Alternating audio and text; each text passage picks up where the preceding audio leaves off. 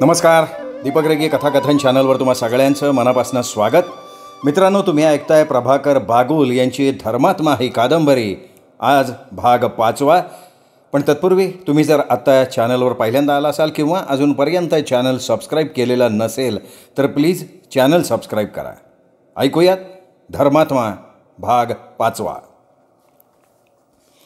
8 दिवस असेच गेले. रायाजी आपली गुरं घेऊन रानाच्या दुसऱ्या भागात निघून जायचा. तुंगाला तो टाळत होता. तिलाही पहिल्यांदा थोडं विचित्र वाटलं होतं. रायाचं वागणं तिला आवडलेलं नव्हतं, पण पहिला पुरुष स्पर्श तिच्या देहाला झाला आणि ह्या स्पर्शामध्ये काहीतरी आगळी वेगळी जादू आहे. कुणीतरी देहावरनं मोरपीस फिरवल्याचा भास होतोय. अगदी हवेत तरंगल्यासारखं वाटतंय. सुरुवातीला तिने विरोध केला, पण नंतर मात्र तिचा विरोध लुळा पडला होता. आज 9वा दिवस उगवला होता. या कालावधीत तिला रायाचं दर्शनसुद्धा झालेलं नव्हतं, मग बोलणं तर दूरच. ती चिंतागती होऊन झाडाच्या बुडाला टेकून बसली होती. नाही ते विचार तिच्या मनात येत होते. दिवस माथ्यावर येऊन आपल्या दाहक उष्णतेनं आसमंत भाजून काढत होता. त्याचवेळी डोहाच्या खालच्या बाजूनं राया आपले रेडे, गाई, म्हसरं घेऊन डोहाकडे येत होता. जीव घेण्या उष्णतेनं रेडे एकसारखे धपापत होते. डोहाजवळ आल्या आल्या रेड्यांनी गुडघाभर पाण्यात स्वतःला झोकून दिलं. बाकीची गुरं पाणी पिऊन बाजूला उभी राहिली. रायाला समोर बघितल्यावर तुंगाला राहवलं नाही. उठून उभं राहता ती मोठ्यानं ओरडून म्हणाली, "अरे राया, ए राया." राया कसाबसा हुंकारला, "अरे इकडे ये की." "नाही, नको." "अरे का रे? तुला तोंड दाखवायची हिंमत होत नाही मला." "अरे असं काय झालं बाबा?" "नाही, त्या दिवसा जागोनेगार आहे मी. माझ्या वागण्यानं तुला 4 चौघामध्ये उगं खाली बघायची वेळ आलती. मी तसं वागलो नसतो तर तुझी आबरू गेली नसती." "अरे कोण म्हणतं माझी आबरू गेली म्हणून?" "म्हणजे?" रायानं चक्रावून विचारलं. "अरे आपल्या माणसानं मायेनं जवळ घेतलं तर आबरू जाती वय." "म्हणजे तुला त्या दिवसाचं काय बी वाटलं नाही?" "अरे नाही, अजिबात नाही." "खरं बोलती का तू हे?" "अरे वय बाबा." "हायला मी लई अडपट माणूस आहे. अगं त्या प्रसंगानं तू माझ्यावर लय चिडली असणार, म्हणून मला तुला तोंड दाखवायची हिंमतच होत नव्हती. लय भ्या वाटायचं तुझं. आधी इकडे ये." "येतो. पण काय रे?" "नाही, तूच ये ना इकडं." "बरं आली." त्यांनी पाण्यात बसलेले आपल्या रेड्याला उठवलं, पण थंड पाण्याचा मोह त्याला काही सुटेना. मग पाठीवर 1-2 रट्टे बसताच तो उठून बसला. राया चटकन त्याच्या पाठीवर जाऊन बसला. हातातल्या काठीचा एक जोरदार रट्टा रेड्याच्या मागच्या पार्श्वभूमीवर बसताच तो पाण्यातनं बाहेर आला. तोपर्यंत तुंगा जवळ येऊन पोचली होती. खुशीत होती. थोड्याशा मिश्किल स्वरात त्यांनी विचारलं, "आव यमराज." "काय ग?" "कुठं निघाला यमराज?" "कामाव." "एका दिवशी कंटाळा करावं." "कटाळा? अगं एक दिवस म्या कटाळा केला ना तर या पृथ्वीवर माणसांचं एवढं पीक वाढन का इतरांनी जगणं कठीण होऊन जाईल. चालायला मार्ग मिळणार नाही, खायला अन्न मिळणार नाही." "पण आता कुठं निघाला यमदेवा?" "भारेवाडीमध्ये कोणी तुंगा नावाची पोरगी आहे म्हणे." "हाय की. तिचं काय चुकलंय?" "तिचं आयुष्य खुटलंय. म्या तिला नेण्यासाठी निघालोय." देवा आवडती तर म्याच आहे ना व. म्या तुमच्या पाया पडते, मला नेऊ नका. अजून लय जीवन भोगायचे. असं मधनं तुम्ही मला नेलं तर लय वाईट वाटेल मला. अजून लय दिवस जगायची इच्छा आहे. माझ्या सुखावर पाणी पाडू नका म्हणलं." "नाही जमणार. म्या माझं कर्तव्य करायलाच पाहिजे. ते लय मोठं असते. जे कर्म करतात ते जागतात. आपल्या कर्माला विसरतो त्याला जगण्याचा हक्कच नाही." "नाही, पण म्या तुम्हासनी विनंती करते, असं अवचित नेऊ नका मला. लागलं तर." "काय म्हणणं आहे मग तुझं?" "म्या 1000 रुपये देते, पण मला जगू द्या." "1000 रुपये? का म्हणून?" "नाही, तेवढंच आणखीन 2 सुखाचे दिवस भोगाय मिळतील."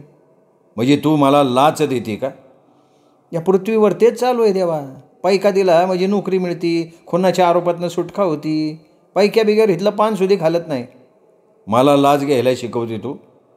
आणि एक गोष्ट ध्यानात ठेव, म्या अशी लाच घ्यायला लागलो ना या पृथ्वीवरती जेवढी श्रीमंत माणसं आहेत ते मला पैका देत्याल आणि परत धाडत्यान. म्हणजे इथं फक्त श्रीमंत माणसंच जागत्यान. बिचारा गरीब दुबळा माणूस मरून जाईन, कारण त्याच्यापाशी मला द्यायला पायका नसणार. पुढारी लोकांनी तर मरण यायचंच नाही, कारण त्यांच्या गाठीला लय पायका. तवा म्या असं करून चालणार नाही. असं नका करू द्यावा. तुम्हासनी एका बाई माणसाची दया येत नाही वय? येईल की दया येईल तिची बी. कावा? तू राया नावाच्या माणसाला आपल्या पात्रात घेशील तवा. म्या कावाच त्याला माझ्या पात्रात घेतलंय? त्याच्याबाबत माझ्या मनात कधी बी वाईट भावना नव्हती आणि आता सुद्धा नाही. त्याला मी माझाच मानलाय, मानीन पण द्यावा. म्या जगली तर त्याच्यासाठी, मरेल तर बी त्याच्यासाठी. खरं का? वय. मग काय म्या तुला नेत नाही. राह इथंच जीवनामध्ये चांगलं सुख भोग. माझा आशीर्वाद आहे तुला. कसं आहे, रायालाही चांगला पोरग आहे. रायाचं बी तुझ्यावर लय प्रेम आहे. त्याच्यासाठी मी तुला राहू देणार इथं. चालेल का? हा देवा, लय उपकार केले तुम्ही माझ्यावर. आणि रायानं पटकन रेड्यावरनं खाली उडी घेतली. तिला आपल्या मिठीत घेतलं. त्याचा भावना वेग ओसरताच ती म्हणाली, काय रे राया, कुठं होता इतके दिवस? अगं होतो इथंच, पण त्या दिवसापासून तुझ्यासमोर यायची भीती वाटायची. याडा आहे तू. अरे माणूस आपल्या मायेच्या माणसाला जवळ घेतो, वैऱ्याला मातूर कोणी जवळ करत नाही. त्याच्या वाऱ्याला सुधी कोणी उभं राहत नाही. काय समजला? माझ्या मनावरचं लय मोठं वजं उतरलं ग. नाही तर माझं मन मला उंदरावानी एकसारखं कुरतडत होते बघ.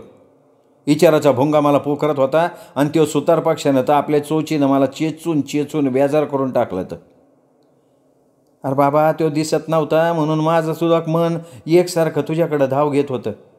नाही ते विचार माझ्या मनामध्ये यायचे. मला असं वाटायचं की माझा राया माझ्यावर लय रागावलाय. अगं तुंगा, म्या तुझ्यावर रागवल बाई. अरे तू रागवणार नाही याची खात्री होती, पण माणसाचं मन लय येडा असतं रे. काय बी विचार करतं. अरा काय झालं रे? अरे त्यो वळू बघ, लय रांदांड काय, लय फाडल एकाचा.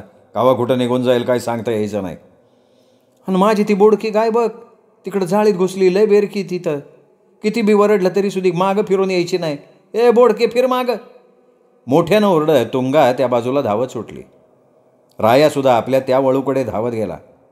मग दिवस उताराला येईपर्यंत ते आपली गुरं रानातनं फिरवत राहिले.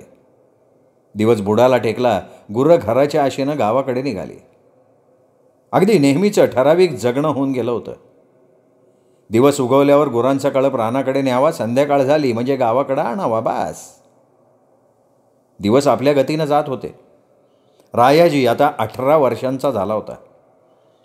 मुळातच निरोगी देहयष्टी. निसर्गाच्या सानिध्यात दिवस जायचा. अगदी पोषक असं वातावरण. त्यामुळे त्याचा निरोगी असलेला देह चांगलाच भरला होता. कोवळ्या वयातही भलताच धिप्पाड दिसायचा तो. घरात दुधाची रेलचेल होती. दूध तूप नेहमी खाण्यात असायचं. त्याचा आहारही जबरदस्त होता. आताशी त्यांनी स्वतःला एक चांगली सवय लावून घेतली होती. संध्याकाळी घराकडे गुरं आणली म्हणजे तो व्यायामशाळेकडे पळायचा. लंगोट कमरेला लावून एकेका बैठकीला हजार बैठका घालायचा, सूर्यनमस्कार घालायचा. समोरची जागा घामानं ओली चिंब होऊन जायची. सगळा देह घामानं थिपथिपायचा. मग तो मऊ मातीत शिरायचा, प्रतिस्पर्ध्याला मातीत लोळवायचा. 10 पैलवानांबरोबर एका दामात झुंजायचा, तेव्हा कुठे त्याचं समाधान व्हायचं. आणि शेवटी त्याची कुस्ती व्हायची ती महम्मद बरोबर. महम्मदसुद्धा भलता ताकदीचा पहिलवान. रायाची तो चांगली दमछाक करायचा. महम्मद होताच तसा भीमबळाचा. दोघं भिडले तर आपल्या शक्तीचं प्रदर्शन करायचे. तालमीत असलेले इतर पहिलवान श्वास रोखून बघत राहायचे. फकीरा वस्तादाचा या दोघांवर पूर्ण विश्वास. कोण कुणाला हार जाईल काही सांगता यायचं नाही. त्या दोघांची कुस्ती ऐन रंगात आली होती. तेवढ्यात महम्मद मातीत पडून मोठ्यानं ओरडला, वस्ताद, ये राया को अच्छी तरह से बना देना. अरे क्या हो गया भाई? झूठा कहीं का, कुश्ती के कुछ नियम है क्या नहीं? अरे है ना भाई. फिर यह बदतमीज कैची मारने के टाइम नियमों का पालन नहीं कर रहा. क्या करता वो पेट में गुद्दा मारता. इसमें हिम्मत है तो सही ढंग से खेलना मांगता है कि नहीं? राया त्याचं खरं आहे वय. नाही खोटं बोलतोय तो. म्या त्याला कैची मारली, त्यातनं बाहेर पडता येत नाही म्हणून साला ढोंग करतोय तो. असेल हिम्मत तर माझ्या पकडीतनं बाहेर पडून दाखव की म्हणावं. मैं भी साले को मेरा हिसका दाखो तुझ. साला बहुत घमंड चढ़ गया इसको. ऐसा दिखता है जैसे मुझे हराने वाला कोई नहीं, ऐसा लगता है इसको। अरे वाह भाई, अरे मैं भी हड्डी चबाने वाला आदमी है, देख सही। आणि आपल्या देहातली सगळी शक्ती एकवटून त्यानं जमिनीला जोराचा रेटा दिला. रायाचं भलं मोठं धूड पाठीवर घेऊन तो उभा राहिला. पण पाठीला चिपकलेला राया त्याची पाठ काही सोडेना. महम्मदनं आपल्या दोन्ही मांडीतनं एक हात मागे नेला, पाठीवर चिकटून बसलेला रायाचा पाय पिंडरीत घट्ट पकडला आणि त्याला खसकन खाली ओढलं. त्या पोलादी ताकदीनं पाठीला चिकटलेला राया पटकन खाली आला. महम्मदच्या दोन्ही पायांमध्ये जमिनीवर उताणा पडला. राया पटकन उठून उभा राहिला. खिलाडू वृत्तीनं त्याच्या पाठीवर शाबासकीची थाप मारता मारता म्हणाला, महम्मद, याला म्हणतात बाद्यर. नुसतं हत्तीचं बळ आहे तुझ्यामध्ये. अरे माझा वाघ कधी बी वाया जाणार नाही. मैत्र असा होता असा. देख राया, कौन सी भी चीज़ लगन से की गई ना तो आदमी सफल होता है. फकीरावस्थात मध्येच म्हणाले, ए राया, तुम्ही दोघं तिथंच उभा राहा. आज मी तुम्हाला एक नवा डाव शिकवतो. कोणचा? छडी टांग. दोघं जवळ उभं राहताच वस्तादनं रायाला महम्मदच्या जांगेत डाव्या हाताची बोटं खुपसायला लावली. नंतर उजव्या पायाला आपल्या पायाची कैची मारायला सांगितली. वरती येऊन त्यांनी रायाला सांगितलं, बघ राया, आता जांगेत खुपसलेल्या बॉटसनी नेटा द्यायचा, त्याला वरती उचलायचं. खाली टाचेच्या जोरानं रेटा दिला म्हणजे त्यो पैलवान खाली जमिनी उतानाच पाडायला हवा. काय समजलं? कर बरं एवढा. रायाला वस्तादनं सांगितल्याप्रमाणे आपल्या बोटांनी जांगेला रेटा देऊन त्याला वरती उचललं. खाली महम्मदच्या पायाला पटकन टाच मारली. टाचेचा फटका बसताच तो उताणा होऊन मातीत पडला. एक क्षणही लागला नाही. वस्ताद सुखावले, मोठ्यानं म्हणाले, वा, याला म्हणते छडी टांग. मग महम्मदकडे वळून ते म्हणाले, महम्मद, आता तू कर बरं एवढा. आणि महम्मदनं सुद्धा वस्तादनं सांगितल्याप्रमाणे रायाला क्षणात मातीत उताणं केलं. मग कुस्तीतल्या त्या डावाचा ते पुन्हा पुन्हा सराव करत राहिले. खूप दमले. दमून वरती आल्यावर तालमीतल्या बाकीच्या पहिलवानांनी त्यांची मालिश करायला सुरुवात केली. खोबरेल तेलानं सगळा देह थपथपून अगदी कोरडा खट्ट होईपर्यंत ते त्यांचं अंग चोळत राहिले. हे दररोजचं होऊन गेलं होतं. नेहमी मालिश केल्यानं दोघांचे देह नुसते तुकतुकीत दिसायचे. एक प्रकारचा तजेला आलेला होता. मग दोघेजण आपापल्या घराकडे निघून जायचे. रात्री झोपताना झेलाई गरम गरम 3 भाकरी मोडायची, त्यात शुद्ध खाद्यतेल आणि गूळ कालवून ठेवायची. तो काला रात्रभर भिजत राहायचा.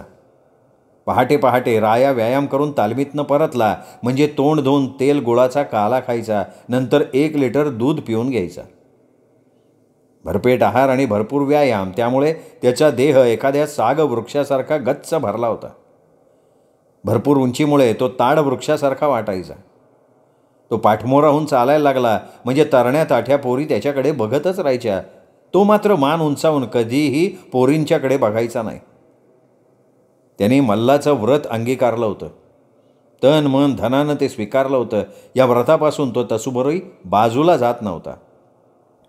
त्याच्या अशा वागण्यानं तुंगासुद्धा त्याच्यावर नाराज झाली होती.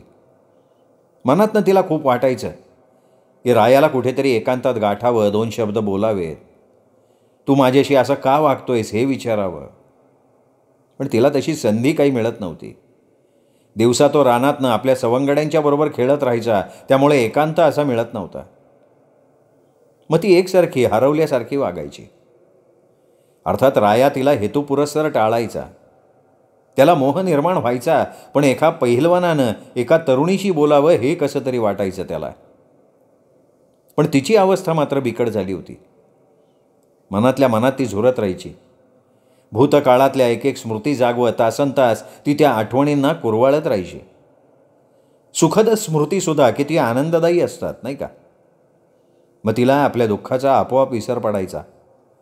ती त्या स्मृती कलशातनं बाहेर पडली म्हणजे तिच्या मनाचा कोपरानकोपरा रायाच्या विरहानं भरला जायचा. त्यावेळी दैनंदिन कामाकडे सुद्धा तिचं लक्ष लागत नसायचं.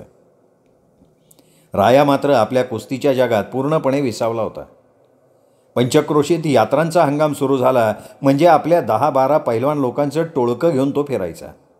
त्या पैलवानांनी एकदा कमरेला जांग चढवली म्हणजे 5-5, 7-7 कुस्त्या मारल्याशिवाय ते पुन्हा कपडे चढवायचे नाहीत. कणखर चिवट प्रवृत्तीच्या रामोशी जमातीच्या पैलवानांसमोर कोणाची डाळ शिजायची नाही. भारेवाडीचा पैलवान म्हटलं की समोरचा पैलवान आपोआप नांगी टाकायचा. भारेवाडीच्या मल्लांचा सर्वत्र फार दरारा निर्माण झाला होता. रायाजीची महम्मदची कुस्ती म्हटलं म्हणजे लांब लांबचे कुस्ती शौकीन त्यांची कुस्ती बघायला जमायचे. कुस्ती करावी ती या दोघांनीच. पानाला चुना लागू द्यायचे नाहीत.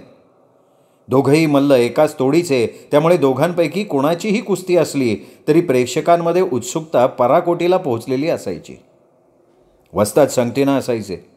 कुस्ती जिंकली म्हणजे आपल्या वस्तादाच्या नावानं ते जयघोष करायचे. जवळजवळ 5 वर्षांचा काळ असाच निघून गेला. या 5 वर्षात रायानं एक ताकदीचा मल्ल म्हणून फार मोठा नावलौकिक मिळवला होता. जिल्ह्यात त्याच्या तोडीचा मल्ल नव्हता. तो कुठल्याही यात्रेच्या फड्यात शिरला तरी त्याला प्रतिस्पर्धीच मिळायचा नाही. मग कुस्ती न करता त्याच्या हातात देणगी पडायची. प्रेक्षकांचा मात्र विरस व्हायचा. भारेवाडीला असाच प्रसंग निर्माण झाला होता. अंतिम कुस्तीसाठी 1000 रुपयाचं बक्षीस होतं. रायाजी पैशाचं पाकिट घेऊन फड्याच्या मध्यभागी येऊन बसला. 20-25 मिनटं झाली तरी कुणीही पहिलवान उठेना. 1000 रुपयाचं बक्षीस फुकटात जाऊ द्यायचं. भारेवाडीच्या पोलीस पाटलांना मोठा प्रश्न पडला. त्यांनी मनातल्या मनात एक योजना आखली. खांद्यावरचं उपरणं सावरता सावरता ते महम्मद जवळ येऊन म्हणाले, पैलवान, हां बोला की पटेल. या इथं जमलेली सारी शेळीच्या जातीची पैलवान दिसतात. एकाच्या अंगी बी वाघाची हिंमत नाही. सगळे बांगड्या घालून बसल्यात. कोणी बी पैलवान रायाजी पैलवानाबरोबर खेळायला तयारच होत नाही. क्या? मी म्हणतो तुम्ही रायाजीबरोबर कुस्ती करा. नहीं पटेल, अरे नामुमकिन है ये बात. ये कैसे? नहीं, अरे मैं और राया दोस्त है एकदम. एक गाव वाले हम आपस में नहीं कुस्ती कर सकते. हे बघा, आम्हासनी सगळं माहिती आहे. तुम्ही दोघं एकाच गावचे दोस्त आहे तुम्ही. पर इथं जमलेल्या आम्हा सगळ्या लोकांनी तुमची कुस्ती बघायची. बक्षिसाचं काही विशेष नाही हो. 2 पायाची भिंत कवा बी पडल. इथं लांबनं कुस्ती बघायला माणसं आलेत, त्यासनी तुमचा खेळ दावा. माझी विनंती समजा. नहीं, मेरा जी नहीं चाहता, लेकिन ऐसा करो तुम राया को जाके पूछो. वो भी नहीं मानेगा, लेकिन जाकर पूछो तो. पाटील फड्याच्या मध्यभागी आले. रायाजवळ येऊन त्यांनी त्याला आपली योजना सांगितली. राया म्हणाला, पाटील अहो, आम्ही दोघं दोस्त आहे. इनामी कुस्ती या अगोदर आम्ही कधी खेळलो नाही. मला नाही बरं वाटत ते. हे बघा, आम्हासनी फक्त तुमचा खेळ बघायचा आहे. इनामाचं काही विशेष नाही. इथं जमलेल्या कुस्ती बघणाऱ्या लोकांचा इरस करू नका तुम्ही. महम्मद काय म्हणतोय? नाही, त्यांनी तुम्हासनी विचारायला सांगितलं आहे. तुम्ही होकार दिला तर लोकांसनी 2 वाघांची झुंज बघायला मिळेल. मग काय हरकत नाही. पोलीस पाटील फडाच्या मध्यभागी उभं राहून उंच आवाजात म्हणाले, इथं जमलेल्या कुस्ती शौकीनांना आज काहीतरी आगळा खेळ बघायला मिळणार. रायाजी आणि महम्मद हे दोघं भीमबळाचं पैलवान आपला खेळ तुम्हाला दाखवणार. रायाची आणि महम्मदची इनामी कुस्ती जाहीर होताच प्रेक्षकांनी मोठ्या उत्सुकतेनं आपला आनंद व्यक्त केला. काहींनी हवेत आपली जरीपटके उडवले. काहींनी जाग्यावर नाचायला सुरुवात केली तर काहींनी राया आणि महम्मदच्या नावानं घोषणा द्यायला सुरुवात केली. जल्लोष निर्माण झाला. तिथल्या त्या कुस्ती शौकीनांच्या मनात हर्षाचं कारंज थुईथुई नाचायला लागलं. एक अप्रतिम अशी लढत आपल्याला बघायला मिळणार. कुस्तीगारांच्या जगातले 2 अजोड पैलवान एकमेकांशी आत्ता लढणार. कोण कुणाला हारणार शक्यच नाही, कारण दोघंही इंद्राच्या ऐरावतासारखे अजिंक्य. दोघांना बघून कदाचित अपयश दूर पळून जाईल. विजयश्रीला सुद्धा प्रश्न पडेल, कुणाच्या गळ्यात माळ घालू. इतकी काही अजोड आणि अभंग अशी जोडी होती ती. दोघंही तुल्यबळ बलदंड देहयष्टीचे मल्ल. दोघेही फड्याच्या मध्यभागी येऊन उभे राहिले. वाघाच्या धिप्पाड छातीसारखे 2 सह्याद्रीचे कडे समोरासमोर येऊन उभे ठाकले. आजूबाजूला जमलेला जनसमुदाय अगदी श्वास रोखून उभा होता. काळसुद्धा आपलं कर्तव्य कर्म विसरला असेल. ते 2 महाकाय भीम समोरासमोर बघून त्याचीही गती थांबली असावी. अवाक होऊन भिरभिरत्या नजरेनं तो फक्त बघत थांबला असावा. दोघा मल्लांनी सलामी घेतली. अगदी थंड वाटत होते ते. सलामी घेताच आपल्या हातांनी ते आपलं शक्ती प्रदर्शन करायला लागले.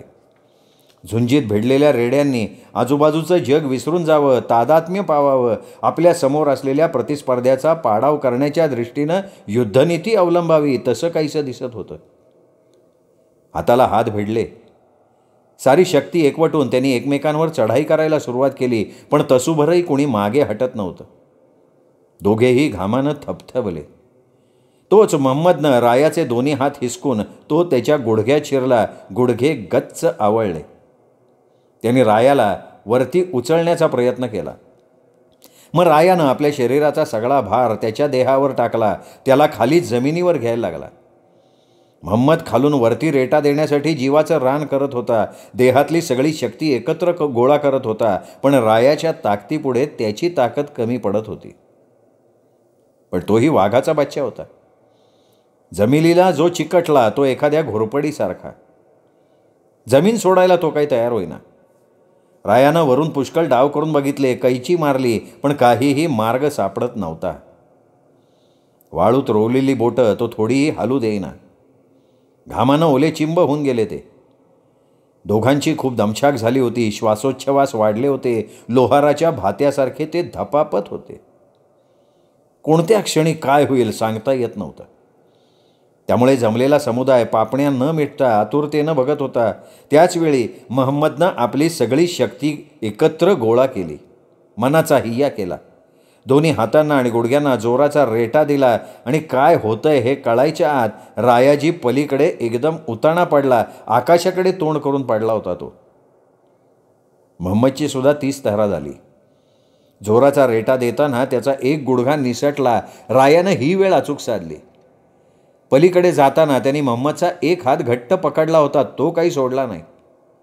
महम्मदसुद्धा चक्क उताणा पडला होता. दोन्ही तुल्यबळ मल्ल फडात उताणे पडताच लोकांचा जमाव आत शिरला. काही उत्साही कुस्ती शौकीनांनी रायाला महम्मदला खांद्यावर घेतलं. फडातनं मिरवायला लागले. डब जोर जोरात वाजायला लागला. कुणीही कुणाला हरवलेलं नव्हतं. दोघं मल्ल अजिंक्य ठरले होते. विजयश्री दोघांवर खुश झाली होती. दोघांना फड्यातनं मिरवून आणताच पाटलांनी रायाच्या हातात 1,000 रुपयाचं पाकिट ठेवलं. त्याचवेळी बाजूला बसलेल्या राघवअण्णांना इशारा केला. ते जवळ आले. राघवअण्णांना सांगितल्यावर त्यांनी 100-100च्या नोटांची 1,000ची माळ तयार केली. पाटलांनी मोठ्या कौतुकानं ती माळ महम्मदच्या गळ्यात घातली. प्रेमानं त्याला आपल्या मिठीत घेतलं. मग सगळा जनसमुदाय दोन्ही पैलवानांचं कौतुक करत आपापल्या घराकडे परतला. त्यानंतर रायाजीची विजय पताका फडफडत राहिली. बाकीच्या जिल्ह्यातनं सुद्धा एक चांगला दमदार मल्ल म्हणून त्याचं नाव व्हायला लागलं. मग ते मोठमोठ्या शहरात इनामी कुस्ती करायला लागले.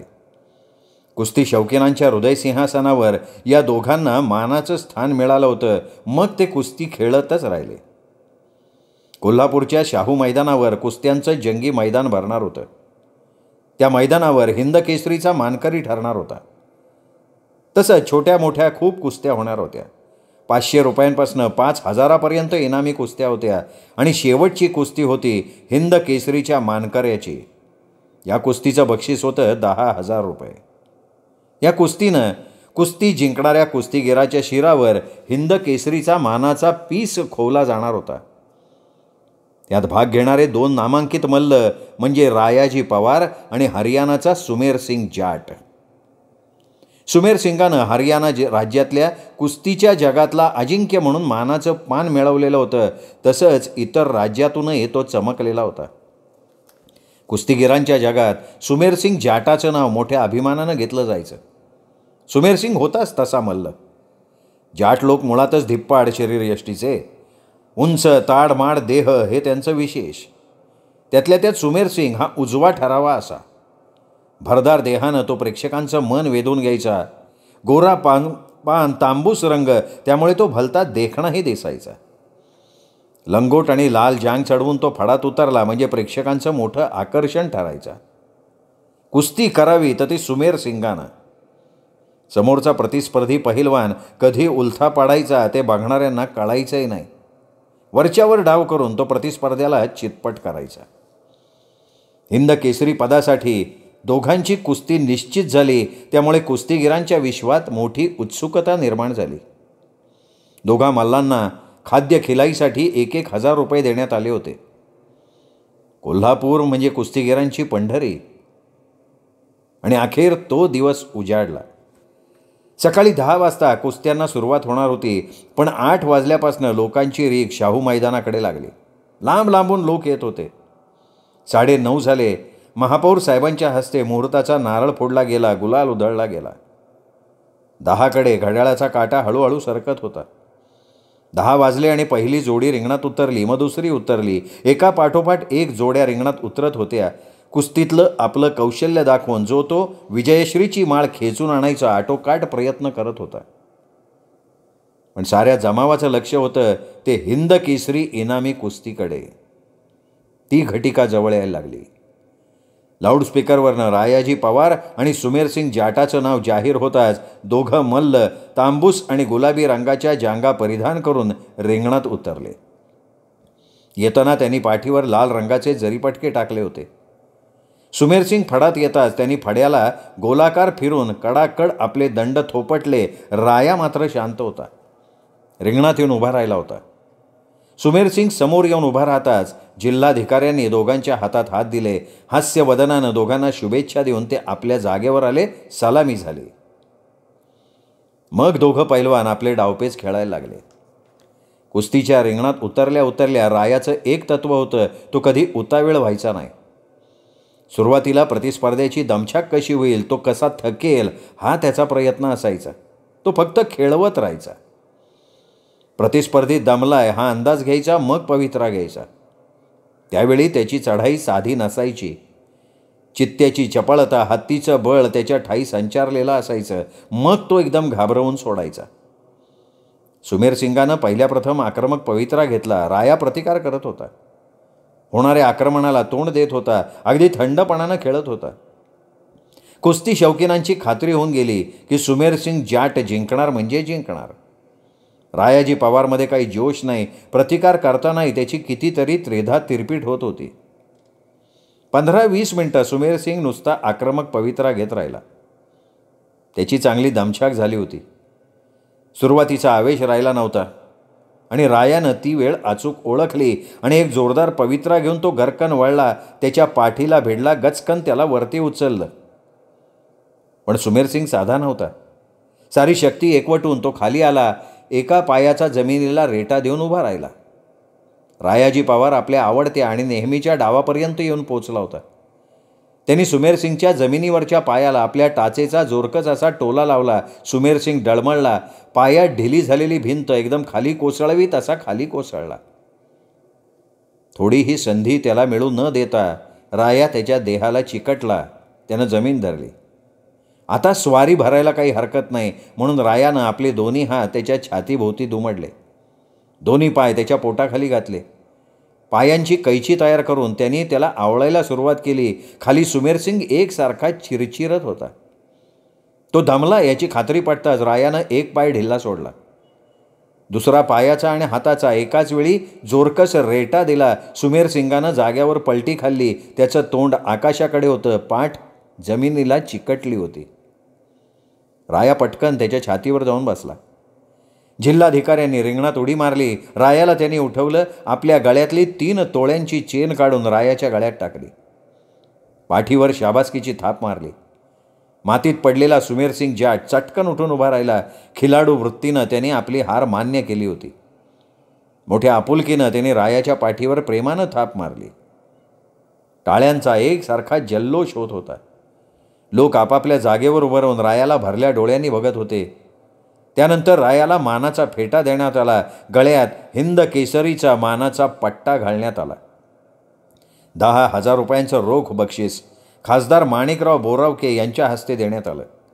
सुमेरसिंगाला 5,000चं बंद पाकिट देण्यात आलं. छायाचित्रकार पुढे येऊन एकेका क्षणाचं छायाचित्र टिपत होता. एका रामोशाच्या पोरानं आपल्या विजयाची पताका देशभर फडकवली होती.